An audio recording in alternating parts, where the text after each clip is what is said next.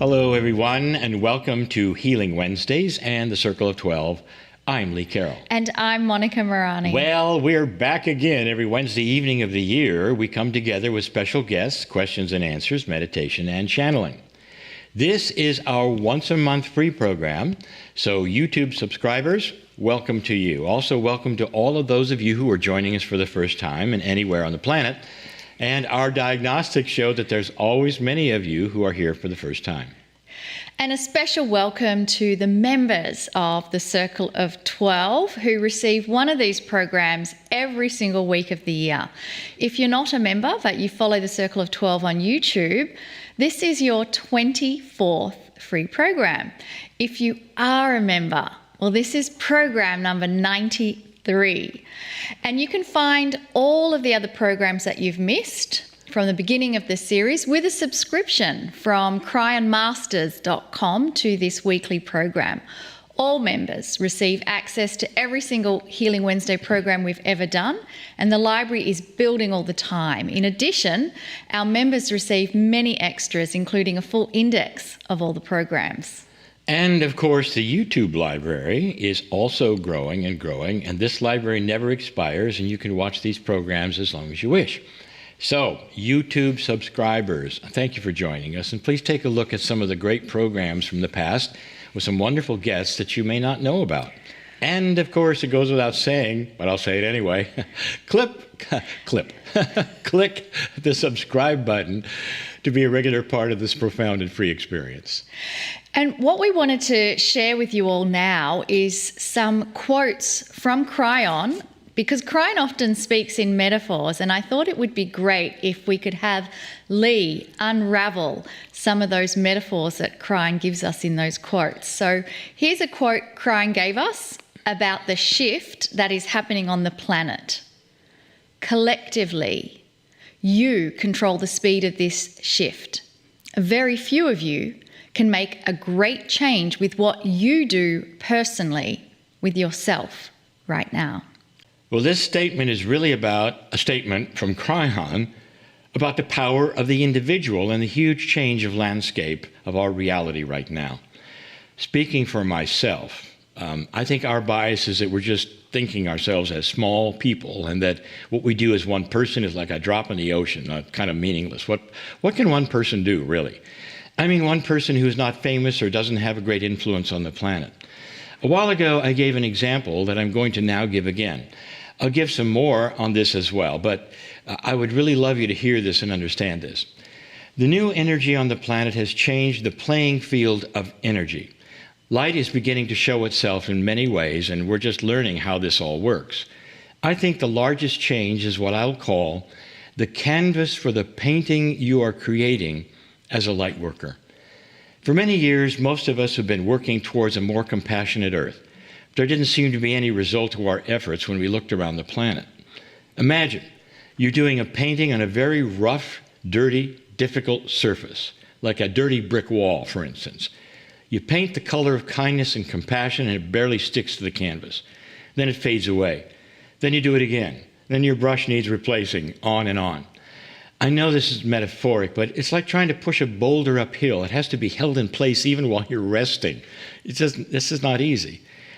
And if you're not careful, you'll lose it, and you have to start again. Well, that's what spreading love has been like for so long. It's been very difficult without the energy we have today. It's been old and stale energy, but suddenly things are changing. Instead of pushing that boulder uphill, the surface seems to be more level. It's not your imagination that more and more people are accepting what you're trying actually to do. That canvas you're painting with, the color of love, it becomes smooth and inviting. Beyond that, something magical is happening. Wherever you put your compassionate brush, the color spreads. Don't you love that? The rough bricks are beginning to turn into a great painting surface that begs for more.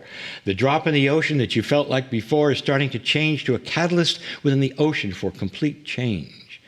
When you put a drop of red dye into a warm water in a bathtub, it starts to dilute itself immediately without your help. Soon the entire bathtub is pink with the one drop. So Kryon's prophetic words are that by your efforts, just the old souls like you, working for the planet, can speed up the shift we are in. You might say that this is what you came for. It's actually starting to happen. I've seen it. I think some of you have. The dye of love is spreading by itself with a new catalytic energy, and vice versa. The way to slow this effect down, by the way, is by giving up, or doing nothing, or buying into the fear that so many wish to spread right now. Now is the time to try new things and stand up and be kind, even if it's tough. You're going to be seen as wise, not unusual. People are going to wonder what you know that they don't, that allows you to be peaceful in hard times. And only if they ask, if they do, tell them that love and kindness and compassion are the new tools of the planet and that you're trying them out. And that you believe that we can be ambassadors for this shift with love and kindness and use these principles because it's contagious. Listen, this is important. You don't have to give them a crying book or tell them ever about this program. Just love them. Here's a wonderful quote from the beginning of a profound book we presented on this very show on May 4th. The guest was Dr. Clint Rogers, and the book is called Ancient Secrets of a Master Healer. That show, by the way, is in your YouTube Healing Wednesday playlist. You can see it there. Here is the quote. I didn't come to teach you. I came to love you. Love will teach you. You see how this is an empowering message? You don't need a guru. You just need love. I love that quote. I didn't come to teach you, I came to love you. Love will teach you. I think that if we use that as our compass, my goodness, what an amazing planet we are creating. I'd like to share another quote from Kryon so that Lee can explain the metaphor behind it. And here is the quote. If you profoundly change something in the circle of time, you rewrite the future. You may think that you know what that means, but there are hidden meanings, I think, in the statement from Kryon. So let's just look at it. First, look at the verbiage. Kryon says, the circle of time. I don't know about you, but no study I've had in physics or any science told me about the circle of time. Time, according to Einstein, is the fourth dimension that we live in. It's not necessarily a circle, but rather a very straight line as it's perceived by us. It's the past, the present, the future, all represented by a very long railroad track in this metaphor that we're traveling on. And also, according to Einstein, how fast or slow it goes is variable depending upon who's looking at it. So how fast they are going from perhaps other railroad tracks next to ours, parallel to ours, that's that relativity. But it's not a circle. So what's that circle thing about? Have you ever heard that time repeats itself? Well, according to many sociologists, it actually seems to. Generation after generation fight horrible wars, and their children, then, they do it again. We repeat the most dysfunctional actions over and over, sometimes expecting different outcomes. Einstein also said this. He said, the measure of intelligence is the ability to change. Don't you love that? Kryon tells us that the old energy has created a repeatable circle of time that keeps us from seeing our own dysfunction and changing it. But again, something is happening. It has happened on this circle. Let me describe it in the railroad track metaphor. Imagine that Kryon and many who study humanism are correct. We're on a circle of time, like a toy train around a Christmas tree. Except in this particular instance, in this metaphor, instead of being a small circle, it takes generations to go around one time. It's huge. So the size of it keeps us from being aware that we're repeating a dysfunction over and over. Only history shows us that. Human nature never changes on this metaphoric track, and the energy of hate and fear, negativity, keep repeating and repeating, generation after generation. We, of course, are the train on this track, and we then chug along until a few old souls see something unusual. They see, actually, in this new energy, the track is curved ahead. Nobody saw that before. They see the circle and way ahead of it. So they put the intent of light in front of the train so it can see something it never realized before. I know all this is metaphoric, but stay with me.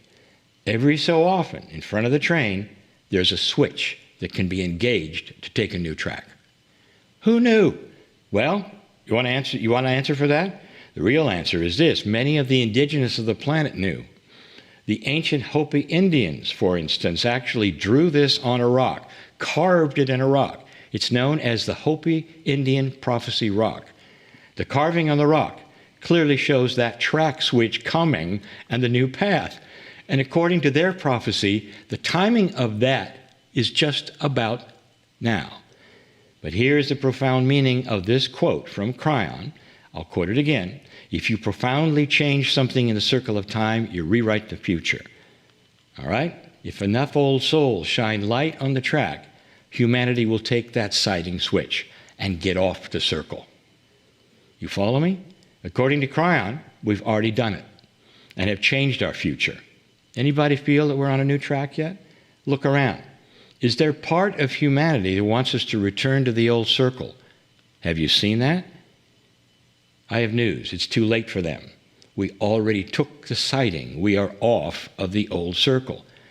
The difficult part of that is that nobody has ever been on that track before, this new one, the sighting. It's different. Many are afraid. Our job is to show them light on this track, and that it is showing a kinder future ahead. Yes, we can change the future. We already really have. And that's what Kryon meant. This really is new. We've got work to do. And I'd now like to take one question before we go into a meditation and channel. And this question comes from Cheryl. Cheryl is in Sydney, Australia. And she's asking, with the new energy of compassion coming in, which Lee just explained, I'm finding this very hard with certain people. However, I have unlimited compassion for animals. How can I find the same energy for certain people? Well, Cheryl, here's the answer. Just spend time with animals. I'm sorry. Okay, this is such a true statement. Many are finding the comfort of animals far better than any human. You're not alone. My answer, perhaps overly simple, is to allow this known scenario of the unconditional love in an animal to be your model and your guide to those around you. So here it is. Regardless of how they react to it, or to you, these are the instructions that Kryon has given many, many times, and here it is. Love unconditionally the humanity around you, regardless of how they love you back. So, you say that you're finding this hard to do? Me too, Cheryl. Me too. So let's acknowledge something. We are light workers, and this is called work, and now you know why. And you really don't know what happened, like after you leave somebody like that, what they do. It's to somebody you've shown compassion to. You may feel that they are totally ignorant of any kind of kindness, and perhaps a moron of compassion. Oh dear, oops, did I say that? That wasn't very loving. I got it, wasn't very loving. But let's be honest, that's often the way we feel, don't we? So if you have one of those days where anything kind you try to do just seems to hit a wall, just go home and give extra love to your animal in your life. Sometimes I think the animals are, these souls are here for exactly that, to help us during this shift. I think that's exactly right, Lee. And I've mentioned to you before that I struggled with humans on the planet because how bad they were behaving to our planet with all the environmental problems and everything else. And yet Kryon's words and messages completely changed my mind about all of it, and how we are here in a test of consciousness, and the planet knows this, and the planet is supporting us in this decision. Cheryl is so right, because I can't tell you the number of people who say, I fight myself all through work. When I come home to my animal, this is such a relief. They love me so much. And so it's a good question, but I really do feel the answer is correct. I think so too. And it's about having compassion for yourself in that moment. Yes. Because when you are with that certain person and you react, it's actually not about them. It's about you. And then you don't like feeling like that. Well, at least I don't. I don't like feeling upset and angry and annoyed that this certain person is acting in a way that hurts me. So it's, again, not about them, it's about us. And that's why the messages of Kryon are so impactful for me, because it takes you back to the core self, to know that it's not about them, it's about you. So with that, let's go into a meditation and hear a little more from Kryon. And I invite you to close those beautiful, precious eyes of yours and allow yourself this moment to be completely internal moment for you, free of distraction from anything that was happening during the day, and free of distraction from anything that is going to come after this program.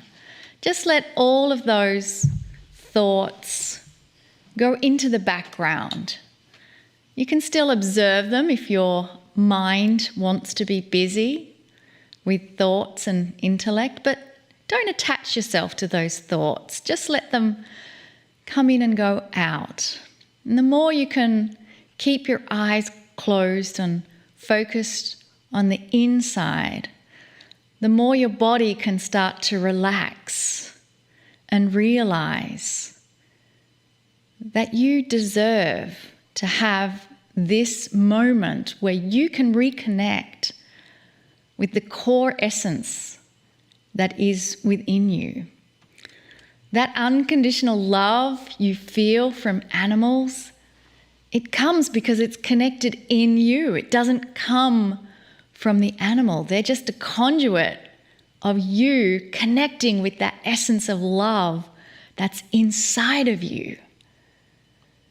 And so let's allow that to blossom by taking time whenever we need it to come back to that core essence of who we truly are. It can just simply be closing your eyes and doing deep breathing, and just remind yourself to do that regularly through the day if it's needed, particularly when you're with certain people that pull you away from that core source of love that's within you. And from this beautiful posture of love, let us now move into a channel from Kryon.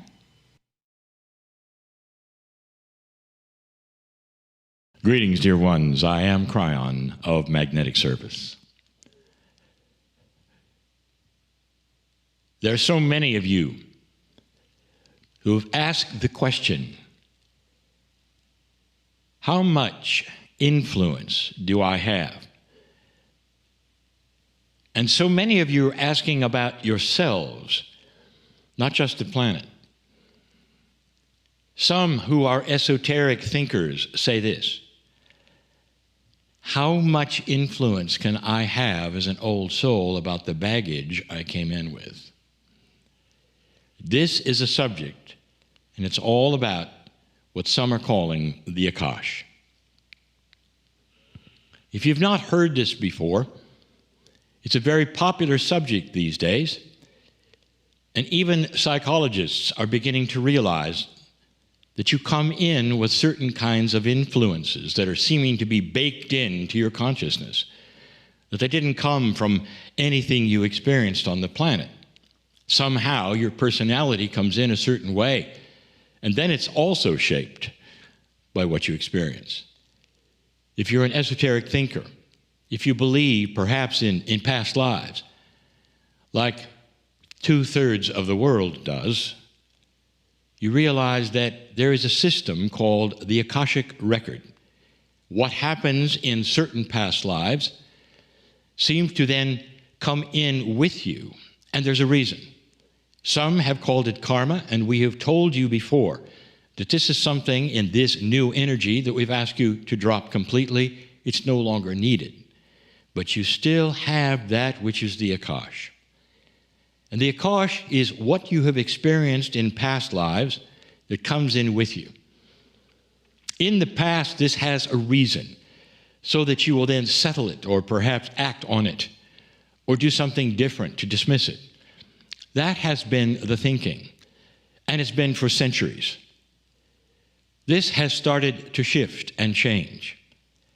There are those who would be critical of that statement and say, no, these are bases of some kind of axioms of esoterics. They never change. They do change, dear ones, because you change.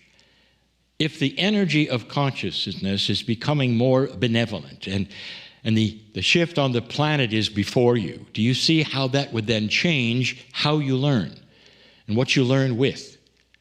And so what I'm going to tell you, I have said before, but you need to hear it again. How influential can you be on the baggage you bring in with you? Sometimes that baggage controls your life and you don't even know it. Lifetime after lifetime, perhaps, of sorrow. Lifetime after lifetime of dying early, perhaps, and you come in not expecting much from the planet.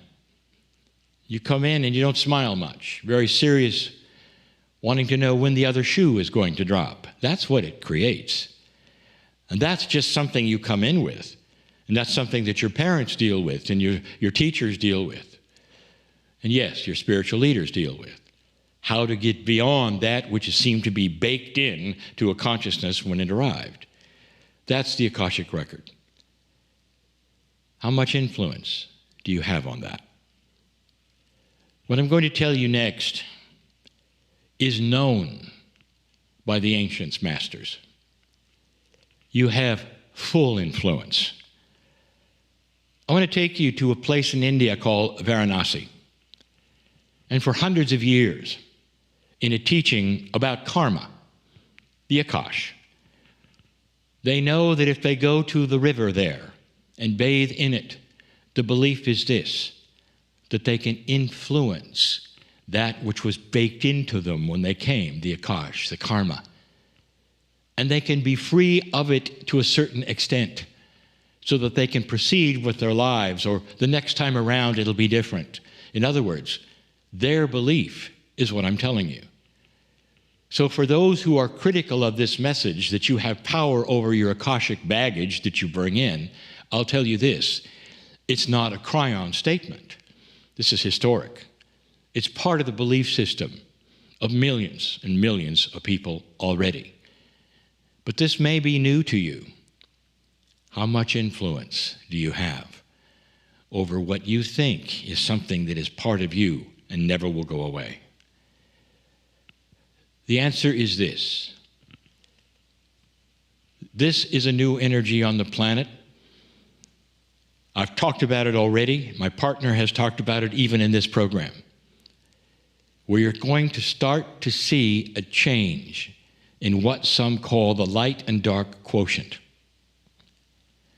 Right now, even as I give this message, there are some listening to this perhaps for the first time and say, what is he talking about? There's war. We haven't had war for a long time. Suddenly there's war, and Kryon says it's getting lighter. I'll say it again if you haven't heard it. Isn't it interesting that we suddenly have a war? Who expected that?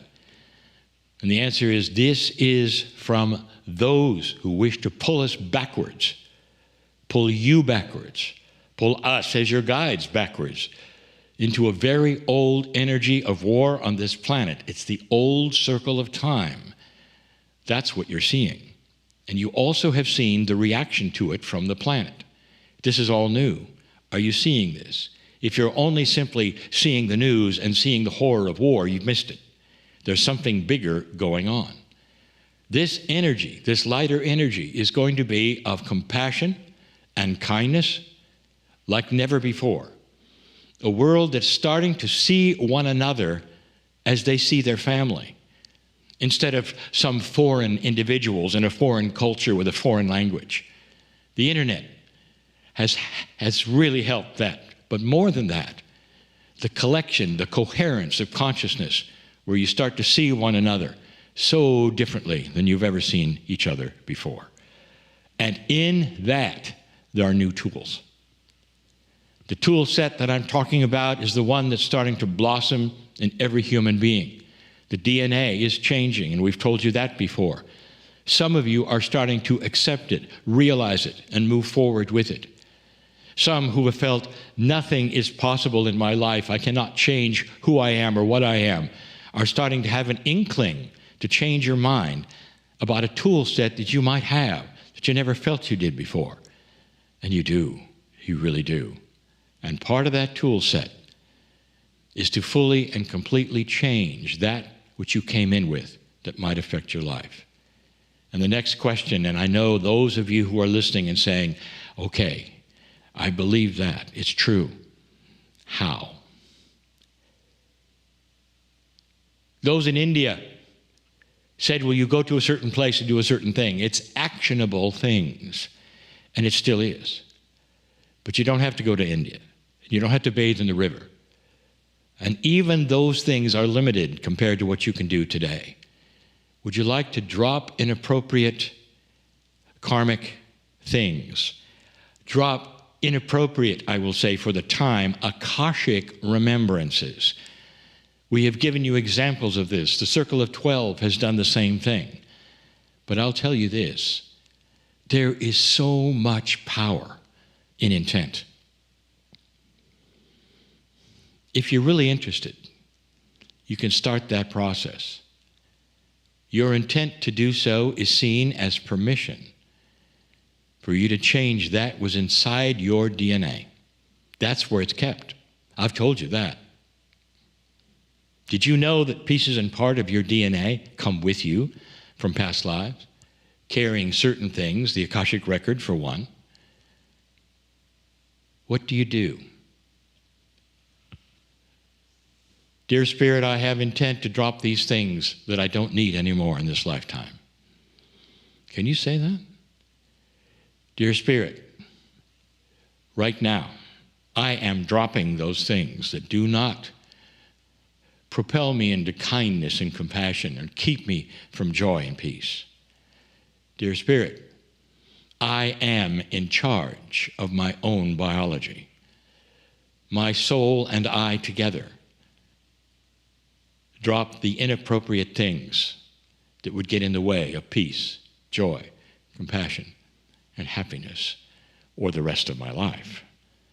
I now have that power, that ability, and I'm doing that in front of all who wish to watch. I am changing my DNA.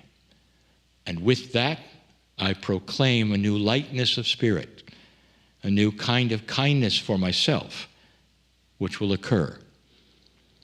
One where I can look at myself in the mirror and say, I am indeed beautiful in the eyes of all that is, because I have God inside, because I no longer have a stone to carry around or pull me backwards. I am that I am. That is your power today. An empowerment that we are telling you is new and different and belongs to you. That is your lineage. That is why you came. Congratulations, dear ones, on what you are becoming. And so it is.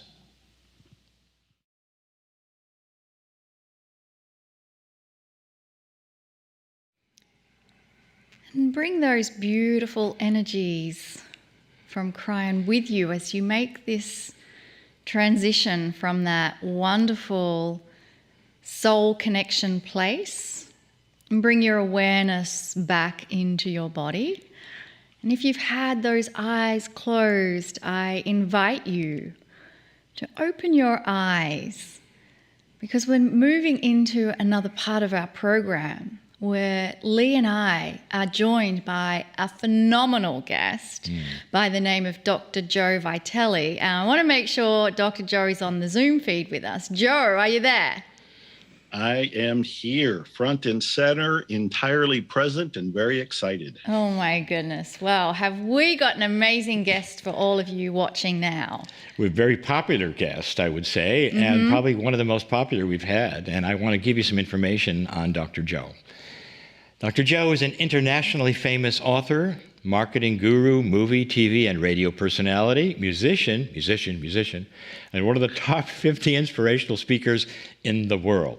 His many best-selling books include The Attractor Factor, Attract Money Now, Zero Limits, and his latest release is The Miracle, 6 Steps to Enlightenment and Anything is Possible. A popular leading expert on the law of attraction in many movies, including The Secret, Dr. Joe discovered the missing secret not revealed in the movie The Secret. Interested? Well, if you are interested, stay tuned, because I have a feeling Dr. Joe is going to share that missing secret with us later. But let me continue telling you about him. He's been on Larry King Live, Donnie Deutsch's The Big Idea, CNN, CNBC, CBS, ABC, Fox News, Fox and Friends, and Extra TV. And he's also been featured in the New York Times and Newsweek. Now, one of his most recent accomplishments includes being the world's first self-help singer-songwriter, as seen in Rolling Stone magazine. And to date, he's released 17 albums. That is an amazing achievement. And several of his songs were recognised and nominated for the Posse Award. And it's regarded as the Grammys of positive music. Well known not only as a thinker, but as a healer. That's why we're here. Dr. Joe is known for helping to clear people's subconscious minds of limiting beliefs. I love this part. He's also an authentic practitioner of modern Ho'oponopono. Now, we know what that is, and we really support it. Listen to this list, folks. He's a certified Reiki healer, certified Qigong practitioner, certified clinical hypnotherapist, certified NLP practitioner, ordained minister, and doctor of metaphysical science. Whew, I got to take a breath. Today, he is still very active in creating the Miracles Coaching and Zero Limits Mastery programs to help people achieve their life's purposes. Dr. Joe, welcome to our show. Thank you. I've been looking forward to this. I know one thing is I have to shorten my bio. Not at all. No. Not at all. It's No. like we look at that and I love all of the flavors that make up who you are. And That's right. really, as people, we're not just one thing. No, we're many things. And you heard me say musician, because I really relate to having this as part of your joyful experience. Yeah. So I want to start. What's the secret of this? The missing secret. What's the missing secret? You know, everybody wants to know a secret. First, we have the movie The Secret, and then I follow up with, well, I didn't tell you the real secret. There's a missing secret. And everybody leans forward going, what's the secret, Joe? And all kidding aside, there really is a missing secret, which explains why a lot of people watch the movie The Secret, and then they end up sometimes getting what they want, but sometimes not. And then they become skeptical, then they become critical, then they become naysayers, then they become self-doubters of their own self-worth, their own power. So it's just a slippery slide down to darkness. And what I discovered is that there is a missing secret. I had been homeless at one point. I was in poverty for 10 years. During that time, which was back in the 1970s, there's no internet. Coaching was just Little League coaching and football coaching. We didn't have personal development coaches. We didn't have a lot of the things that we have and take for granted today. So my journey was pretty much solitary, and it was very grueling, and it took forever. I would read books like Think and Grow Rich, and then throw it against the wall because I was still broke. I was still starving. I was still struggling. It's like, what is this nonsense? People say they read Think and Grow Rich and they become rich. Something's missing. And I do what everybody does. I look at myself and I think, well, there must be something wrong with me. Maybe I'm not good enough. Maybe I'm not smart enough. And after I went through that exploration for almost 20 years, I discovered that, my God, there's a missing secret that virtually none of the other people in self-help or self-improvement, including Napoleon Hill, knew, let alone told anybody or wrote about or talked about. And what that missing secret is, we are largely driven by what's in our subconscious/unconscious mind. So when somebody like me, when I was broke, read Think and Grow Rich, I'm doing it on the conscious level. So I'm reading a book on the conscious level. I'm getting new information consciously, and I make new intentions. I intend to get out of poverty. I intend to be published. I intend to be an author. I intend to have money. All good intentions. But if in the subconscious mind, there are counter intentions, meaning limiting beliefs, negative data, stories that are about there's not enough, money's bad, money's evil, money corrupts, You're not good enough. You're not smart enough. You don't have the connections. You're cursed. You have evil in your history, your lineage, your background. If any of that is in the subconscious mind, it will stop, slow down, or completely wipe out the conscious intentions. So I found that the missing secret was we have to get clear of the blocks in the subconscious / unconscious mind in order for our consciously stated intentions to manifest. Once we get clear, we remove, we erase all the limitations, all that negativity, all the beliefs that for the most part we didn't even know were there. Then not only can we have what we want, but we can have it at an accelerated rate because all the blocks are gone. Before we even started this interview, you asked me if I slept at night because you saw how many books I've written, how many CDs I was writing and recording. I've written 85 books.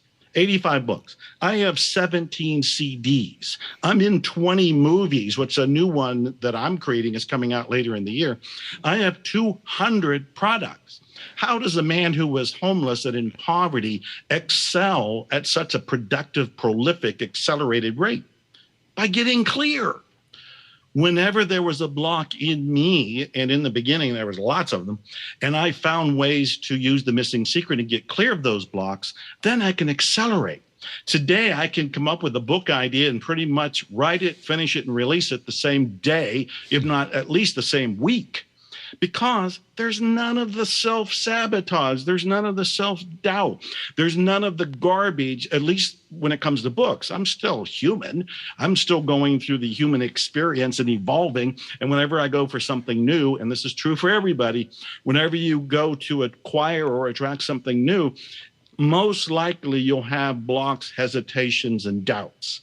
Getting clear of those is the missing secret. Get clear of those, and now you can read Think and Grow Rich and Get Rich, or read any of the self-improvement books and have a clear path to the manifestation of what they were talking about.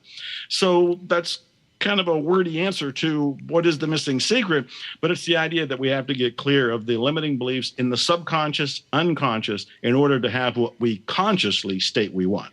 Absolutely. And how I visualize it is an iceberg where you have the top part of the iceberg is your conscious, beneath the water is the rest of the iceberg you can't see, and that's the subconscious. So how do you help others to go into the unseen, How do we get this clarity? To get there? That's the $1 million question, isn't it?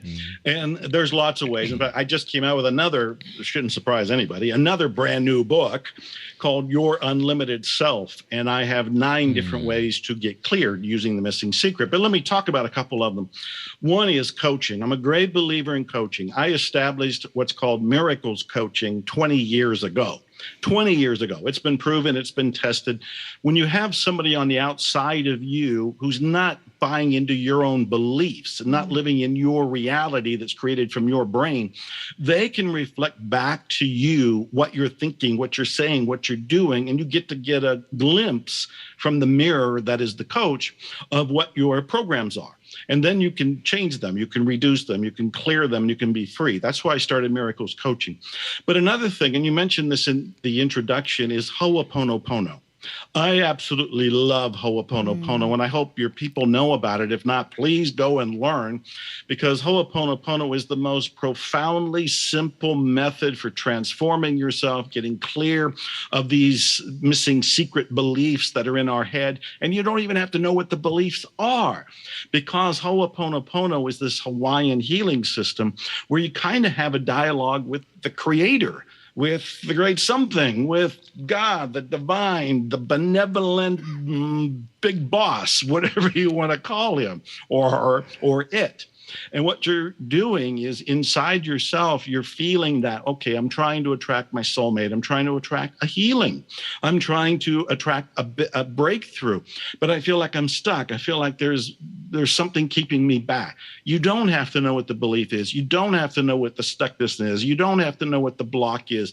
You do know there's one because you feel it. As you feel it, you pretend you're talking to your connection to the universe, and you say 4 simple phrases. I love you. I'm sorry. Please forgive me. thank you. That's it. I love you. I'm sorry. Please forgive me. Thank you. And you're saying it over and over. I love you. I'm sorry. Please forgive me. Thank you. You can say it in any order, jumble it up. It doesn't really matter. You almost never say it out loud. You never have to say it to another person. This is your private prayer or petition, your communication inside yourself to whatever you feel, whatever you call the being that gave you life. It's the greater, higher power. So Ho'oponopono for me, and it is one of the 9 things in my new book, Your Unlimited Self, is one of the most powerful ways to get clear of these limiting beliefs. And the beauty is you don't have to know what the beliefs are. I've been doing Ho'oponopono for a decade and a half at this point. I've written 3 books about that and brought it to the masses.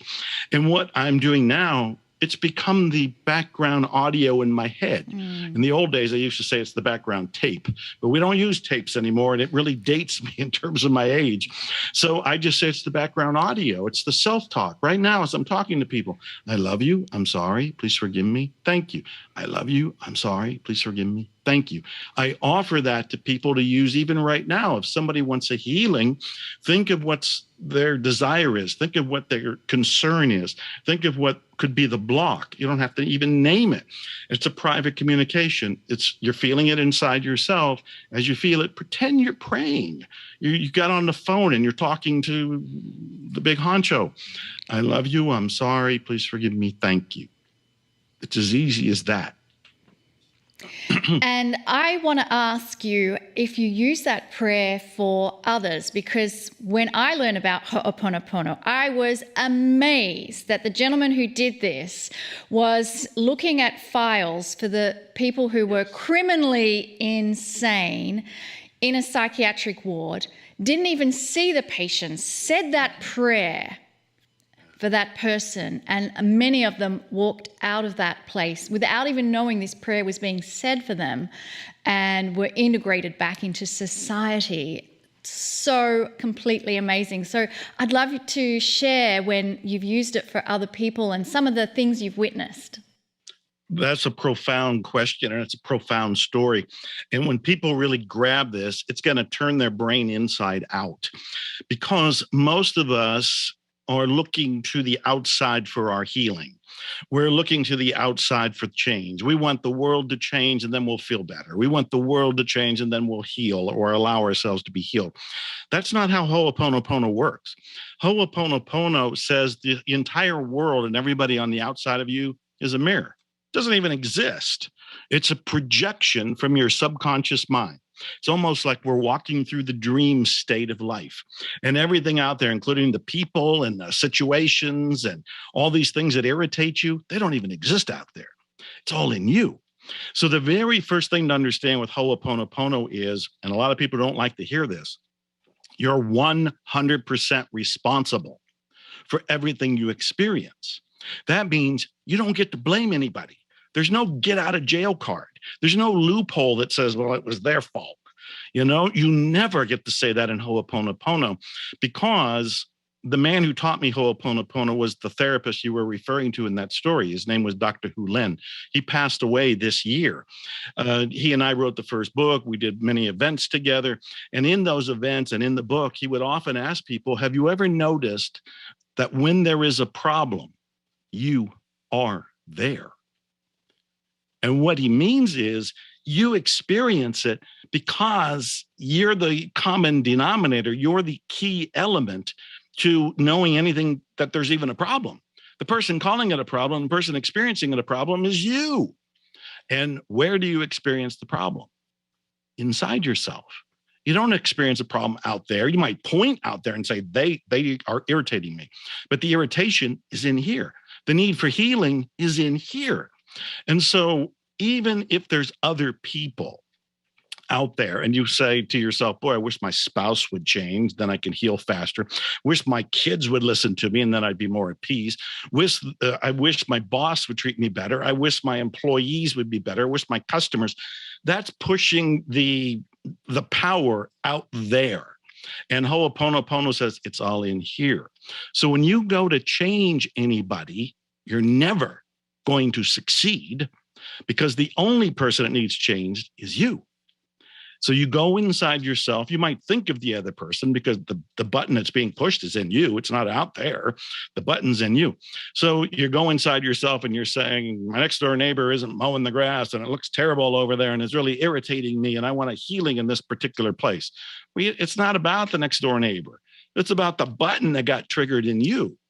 So as you feel it inside yourself, this is when you again go to what I end up calling the great something with, I love you. I'm sorry, please forgive me, thank you, which is very much a shorthand for saying, I'm sorry for the unconscious beliefs in me that are being triggered. Please forgive me or my ancestors, because Ho'oponopono said you could have had all this downloaded from your lineage, from DNA, from epigenetics. And please forgive my ancestors for any part they did in the programming of me to experience this as a problem now. Thank you for healing me. Thank you for removing this. Thank you for taking care of me. Thank you for handling the situation. I love you for Ho'oponopono. I love you for the healing. I love you for my life. I love you for the cleansing. I love you for the process. So I love you. I'm sorry. Please forgive me. Thank you. Shorthand for much more that's going on. And what happens is that inside yourself, you start to get to a place of peace, serenity. There's a healing. And the healing is you're now at neutrality. The button that was being pushed is gone. When that happens, the outside reflects it. Suddenly the neighbor goes, you know what? I haven't cut my grass in a while. I'm going to go cut it. And they go and mow the lawn. In Dr. Who Len's case, when he was at the mental hospital for the criminally insane in Hawaii, and he looked at their charts, he was not trying to change them. He was trying to change himself. He was looking at charts and he was being repulsed. He was being angry. He was being guilty. He was being ashamed. He was being all kinds of emotions. It was those emotions that he's trying to heal.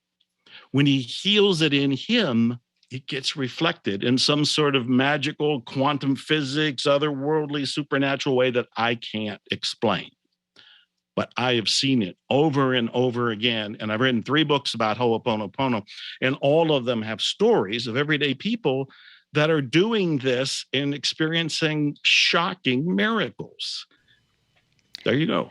I love that you said it's not about what's happening out there, it's about what's happening in here. And in other stories, same situation, let's use with the mowing of the lawn.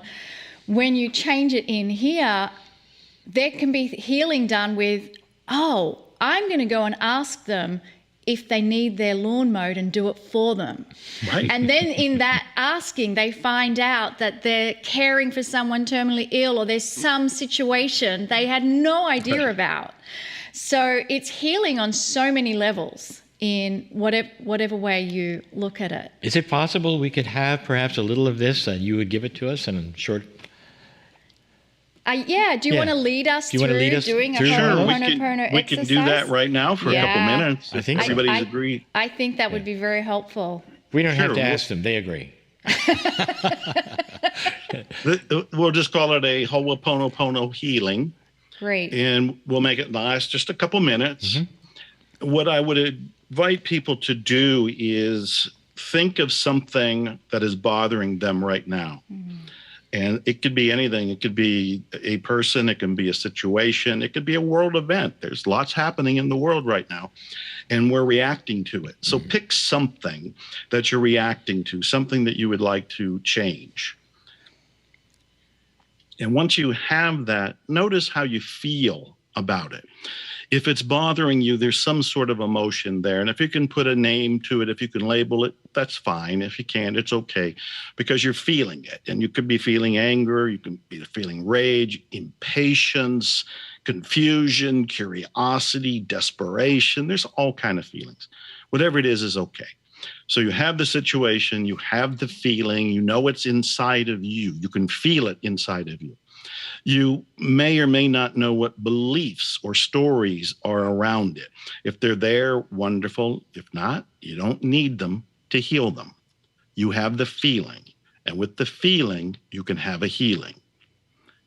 So now you can close your eyes if they weren't already closed, and kind of pretend that you're going to talk to the benevolent creator, whatever that means to you. I have been calling it the great something, Joseph Campbell called it the great mystery. There may be a phrase that everybody in this group uses that I'm not aware of, but whatever it is, allow that to be who you're going to talk to. So as you're feeling this concern, this issue, this emotion, your eyes are closed, now pretend that you're speaking to the great something, and you are reverently, genuinely saying inside yourself, I'm sorry. Please forgive me. Thank you.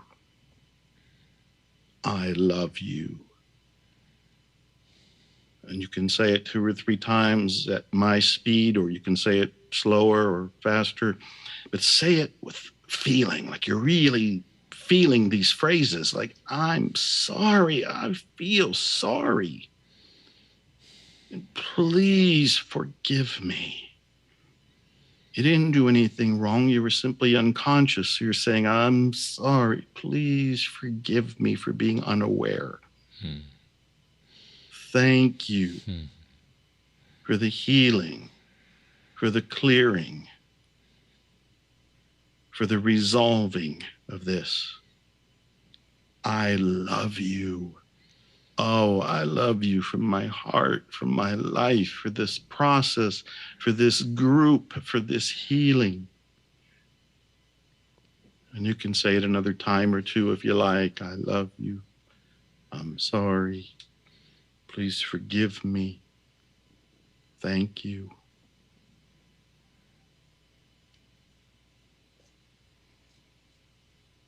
And you can, of course, continue this, or for purposes of this event and this moment, you can end it now, but notice how much better you feel, and be expectant of a change on the outer because of the change and the healing on the inner.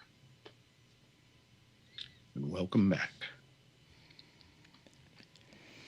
I'd like to tell those who are listening perhaps, and this is new to them, that Dr. Joe features zero limits living. That means that this process and the others that he might give, it's in all categories. It has to do with everything, the disease in your body, or the joy that you're missing, or the partner that you want, or the money that's coming, anything that holds us back. This is the key. We have taught this, and it's getting rid of the subconscious thoughts and the baggage that you bring in. So this is why this is so important, and I encourage all of those of you who would like to know more about this, not only go to his website, and there's some things coming up, but watch the show again and participate in that that Joe just did. This is wonderful. What have you seen personally that as a result of this that maybe is one of your favorites, Doctor? Well, I've seen so many things because, as you pointed out, you can use this for anything. And I'm glad you said that, because I've heard people use it for their animals. They've used it for their relatives. They used it for interpersonal relationships. They used it in an IRS audit. They used it when there were a lawsuit against them, and all of what looked like hell was breaking loose. Personally, one of the most powerful stories to me is a personal one, and I think I put it in my second book, which was called At Zero. It's the story of, this was several years ago, my mother was dying, and I was traveling, speaking, and all over the place. I don't even know where I was, but everybody was being called back to Ohio, which is where I was born and raised. My mother was in the intensive care, and they were bringing people in because she was going to die. And we all went in that room, and this was in intensive care. There were only 5 other patients in the room, and 4 of them died while I was there, which shows you how intense this was. I got chills thinking about this, how intense all of this was. And here I am, travel weary, and I'm confused, and I'm the guy who talks about magic and miracles. I wear an Expect Miracles t-shirt. I was in the movie The Secret, and I'm thinking, I can't save her. So I've got that anger and I got that frustration, and I'm in the room, and everybody, my father is there, my 2 brothers, my sister, and everybody's confused and they're grief stricken and they're in shock. Nobody knows what to do. So I sit beside my mother in bed and I do Ho'oponopono, and I'm not doing it to heal her. This is the big mistake people do with Ho'oponopono, is that they direct it at the outside. And it has to be directed at the inside, realizing the source of the creation is in you, not out there. And it's tough to do, especially it's your mother laying there and I'm sitting beside her and I'm doing, I love you, I'm sorry, please forgive me, thank you, inside myself. I just kept doing it. And I don't know if I did it for 45 minutes or 2 hours. But the nurse had come in at one point and said we all had to leave, visiting hours were over, come back tomorrow.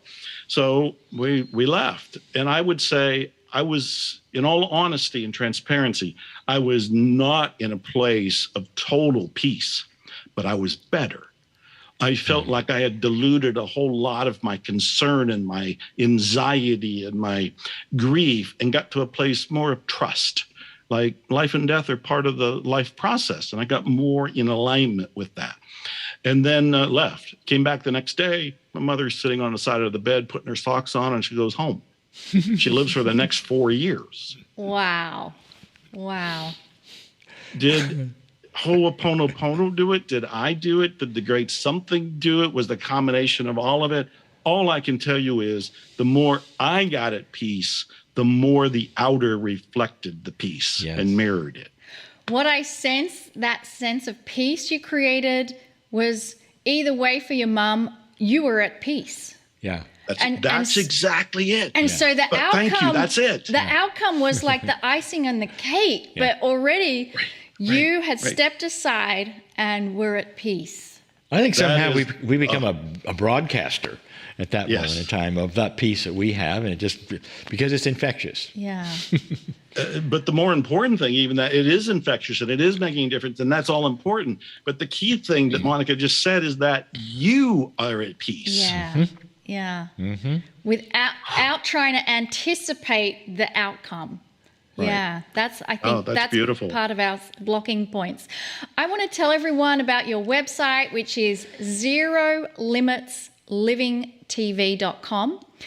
So, I mean, it's going to be easy to Google Dr. Joe Vitale, and you have YouTube channels as well with lots of information, but that's the website. And there's a special offer on right now. I mean, amazing. You get 3 Zero Limits Living programs for, check it out, $3. I mean, it doesn't get better than that. And that one is on zerolimitsmethod.com. Yeah. Very easy to find. And is there any last words you want to share with our beautiful community before we go to a break? Oh, I want to say thank you. I am very honored to be here. What I didn't get a chance to say is that I have been a fan of the Kryon materials for 2 decades, over 2 decades. And I remember so loving the books as they came out that I would go to the bookstores and I would just be waiting impatiently for the next one to be on the shelf. That's how much I loved and still love them, and was eagerly soaking them up. That was food and still is food for the soul. Oh. So I'm honored to be here and have a chance to say thank you. Thank you. Well, that touches my heart. Doctor, thank you so much. Thank you. How wonderful. Well, I am reinvigorated. I don't know about all of you, but Ho'oponopono works. It is amazing, the peace you can create within yourself. We're now going to take a 10-minute break, but I do encourage you to go and check out more of Dr. Joe Vitale.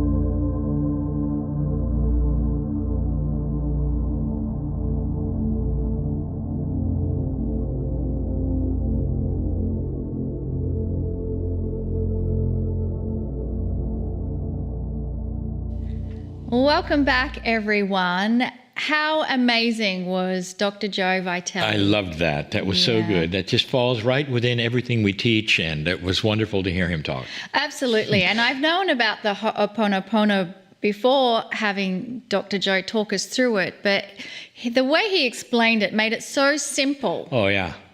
And we overcomplicate things as humans. I agree. We make things more complicated than they need to be. We know why he is so popular now, so authentic and so beautiful to hear him discuss and explain things. Yeah, absolutely, absolutely. I loved that he shared he'd been listening to Kryon as well. That was a surprise. Wasn't that beautiful? No idea. Yeah. Well, I guess that's part of truth is truth. Yep. And when you get in touch with truth, is you recognize it and resonate. Yeah, so thanks again, Joe. I hope everyone goes and checks out his amazing offers that he's got as well, and the YouTube videos that he has. Very helpful. So I loved that his T-shirt was "Expect Miracles." Not everybody saw that, but he was wearing a T-shirt that said "Expect Miracles." Yes, and that's what this program is also about, is to expect miracles and to help those who are wanting a miracle, because we're in a healing program and there's many people that need a miracle in their life right now in whatever form. So we're inviting you to participate in this week's Miracle Moments, where all of us can come together, help others and ourselves. I'd like to ask Monica again to explain how this works. We know that together we can create the right energy, the right time for those ready to receive it. And so we know that we are all connected in a unified field of energy. We're all one. It's very difficult for us to understand that and feel that when we look in the mirror and we see one person. And yet we have people on the planet that have been connecting with the field and using their intentions to connect and send energy, and there's been healings result. And one person in particular comes to mind, Lynn McTaggart, and her Power of 8 intention groups, where they will send intention to someone within the group. The information from Kryon is that at a quantum level, all of those intentions are known. And so trust that those who have requested a miracle moment, they're known by the Creator, the great everything. I liked how Dr. Joe put that into context for us. The great everything knows exactly who is asking for a prayer or help or benevolent energies or a miracle being sent to them right now. And collectively, as we join together, that desire to help those becomes amplified even further. And so I'd like to invite you in this moment to close your eyes and join together with me and my intention to find that place of peace within myself. I invite you to find that within yourself. And together, as we all connect, this bubble of peace that we have inside connects with each other, and it gets bigger and bigger and bigger. And as that bubble of peace becomes greater than all of us put together, we can now visualize, feel, sense, or imagine that anyone on the planet right now who is requesting our help or requesting prayers of spirit to come to them, that bubble now includes them. And feel, sense, imagine, or visualize a blanket of peace surrounding this planet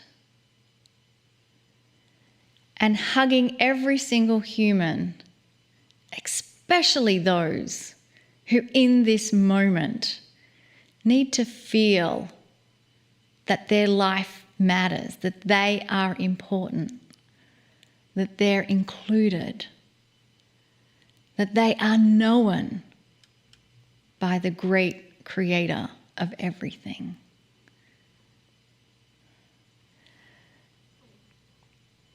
And I want to remind you that you too are included.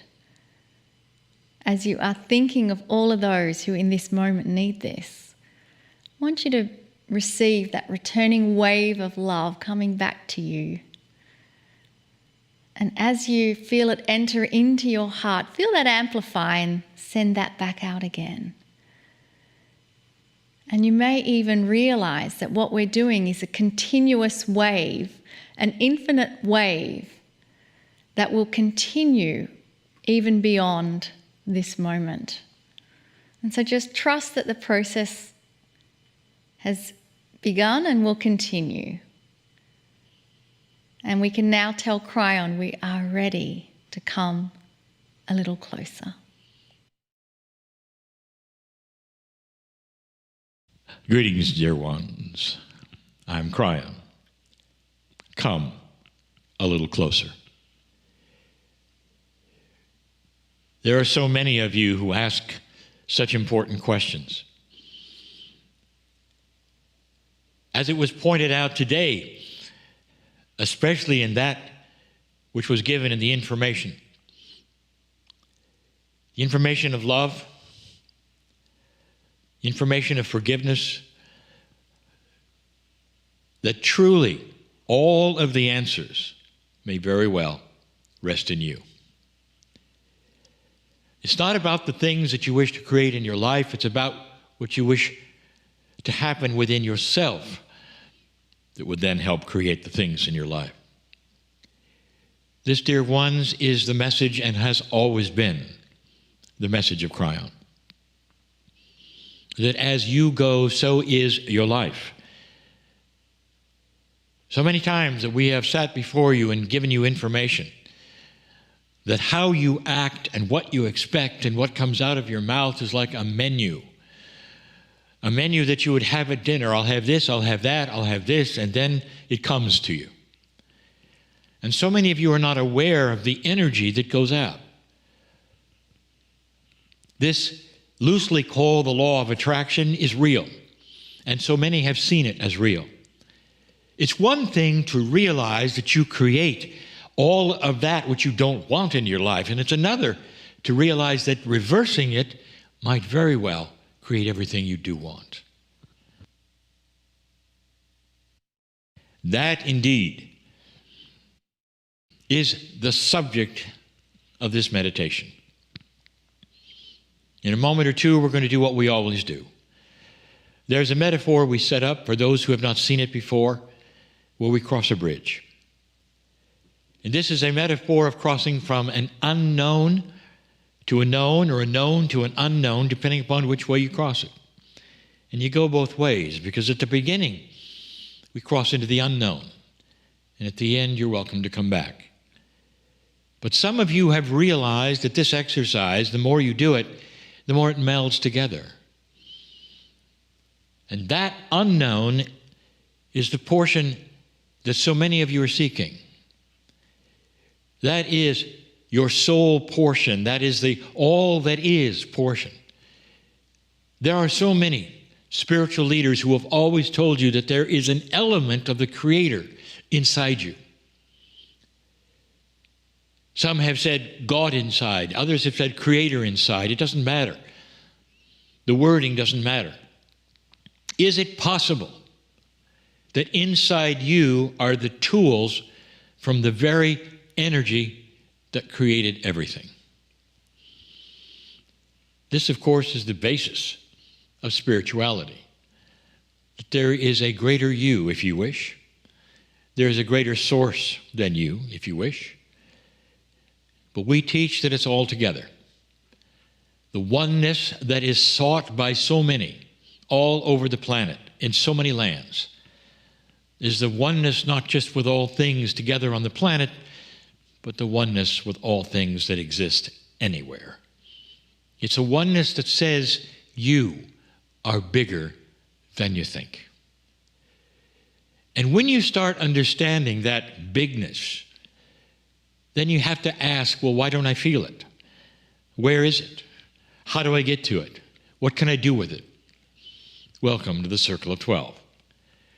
This is the process, the exercise, the visualization, whatever you want to call it, that allows you to go to that place that formerly you haven't been able to go to easily. This new energy on this planet is in favor of you discovering you. You might say that the ground is now tempered with love. That where you walk, there are things to discover that you've never seen before. But there's part of you which has to acknowledge it. There are still those around who wish to then say, well, nothing is good here. Nothing that I do will make any difference, and wherever I go, there's trouble. That's quite a menu, dear ones. Have you thought about that?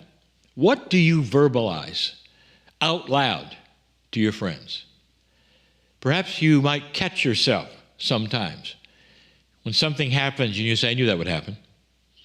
And you just verbalize something that you acknowledged that you had expected something poor and you got it. And here comes the waiter with the meal, put right in front of you. Wow, you ordered it. There's a bigger story here. What if you could reverse that? Not just eliminate it. What if you could reverse that? Well, first you're going to have to change your menu. And I mean what's on the menu. What's on your menu today? Any day. And we're going to do that by going across this bridge in this circle of 12. And for the first time, there's going to be a new room. And for the first time, something new is going to happen there. And this is going to set a stage. And every week, for some weeks, we're going to do the same kind of meditation with different results each time. Is this real to you or not? Are you simply observing something you think is kind of cute? Or do you understand that being in two places at the same time is well within your ability? Oh, multidimensional creature you call human being. Are you aware that your DNA is multidimensional? Quantum biologists are, or you could argue with them if you wish. Everything about you says that there is multidimensionality in you, but you live only in 4. But you exist in many. That's why you have the intuition you do, coming right from your soul. That's why you have the miraculous healings that are possible, coming right from the other side, from your soul. You are more than you think. So I want you to go there with me right now. Crossing the bridge can be anything you wish, any size, any visualization, but you cannot see what's on the other side. It's not too long, it's just that there is a mist obfuscating anything beyond the middle of it. Where you are right now, you understand, you're comfortable, you're known. All is known. But when you cross the bridge, nothing is known. It's new. There are those who have done this enough to realize that all you're doing is meeting the unknown parts of you, and they're beautiful. Because across the bridge, you meet the divinity inside yourself. Let's cross the bridge together. Take my hand. Oh, one step at a time, dear ones, cross with me, cross with the others. Any way you see it happening, moving through that mist with a smile, because you are going to be presented with love, compassion, and the kindness of you. The core you, how you were created you. Not the you that carries in the baggage of past lives, or the you that has had to carry things that have happened with you and that trouble you. Not the you that may have a disease in your body or problems that you're trying to fix. This is the eternal you. This is the soul you. This is beautiful. This is gorgeous. This is where you have peace. This is the home you. This is where you go to when you're not a human, you. This is the place you come and go from, you.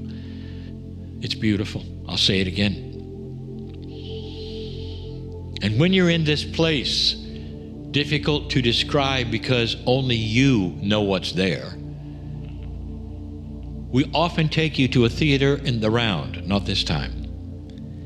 We've taken you to other places, other rooms, you might say. We've taken you to meet other masters, the Star Master, and so many other concepts. But this is new. Not only is it new, you're going to experience what we will call actionable items. That is, something is going to happen to you, for you, if you wish. And the to you and for you is because it's time. It's time. These are things which you could not even imagine could happen 20 years ago.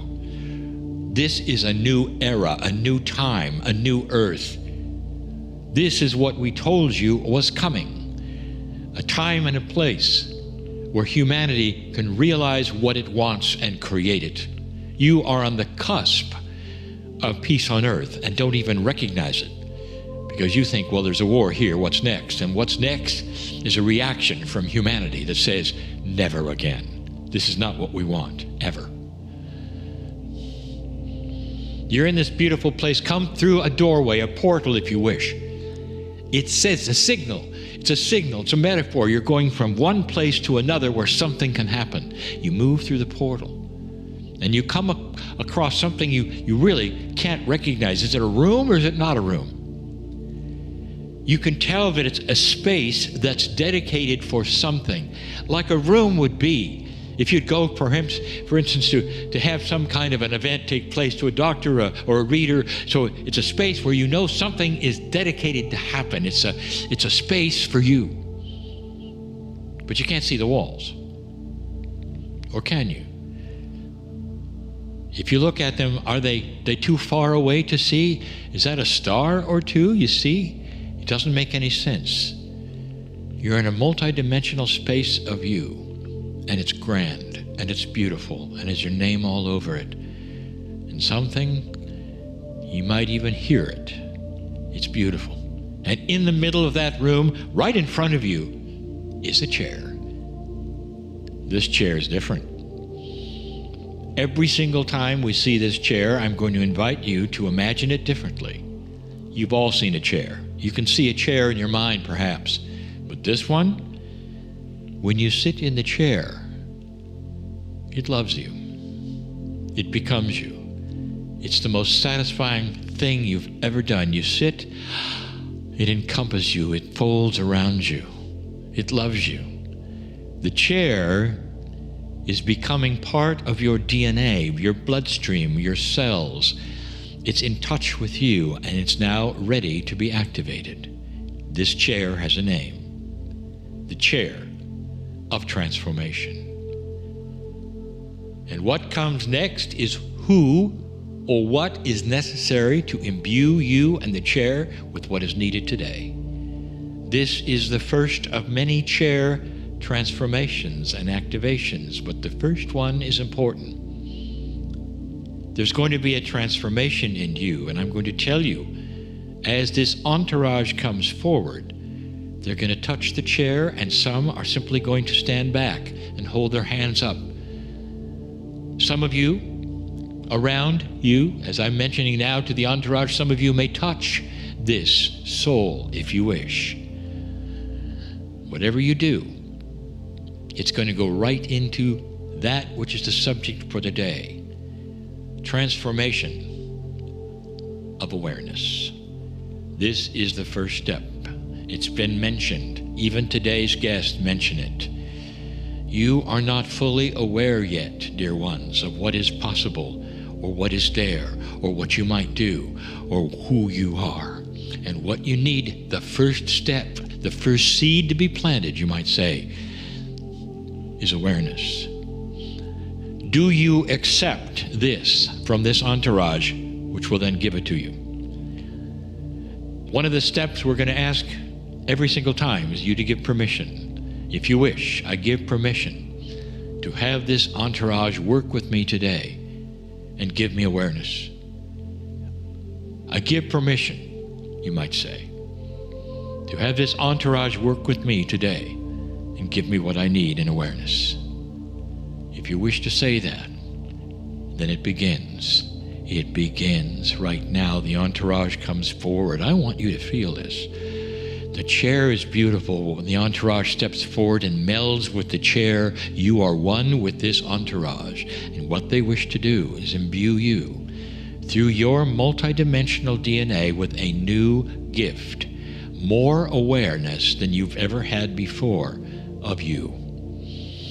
When you return from this episode, dear ones, from this healing, dear ones, and you recross that bridge, when you come back to that place where you're sitting, I want you to be aware of your awareness.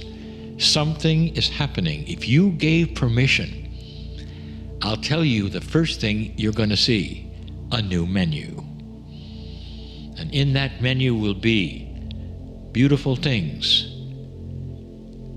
that will happen the next day and the next day, an expectation of healing, an expectation of problems being solved, a beauty in front of you instead of a horror or negativity, a way of thinking that is different because suddenly you are aware of the bigger you. Let them pour that awareness into you right now. Pour it into you. Is this real or not? Are you here or not? When you gave permission, did you mean it or not? All of these things are your consciousness imbuing itself in the chair along with those who are helping you right now. This is a new time, dear ones. A new light is coming, dear ones. We need you and your awareness to change right now so that you can become that compassionate, divine individual you are meant for. That is the creative template. Stay. Stay and hear the music. Stay and have that imbued into you and expect great things. That's the beginning. We'll have a chair of awareness every week from now on for some time. This is the first one. I'm crying in love with all of you for what you have done, with what you're about to do, for the permission you've given. And so it is.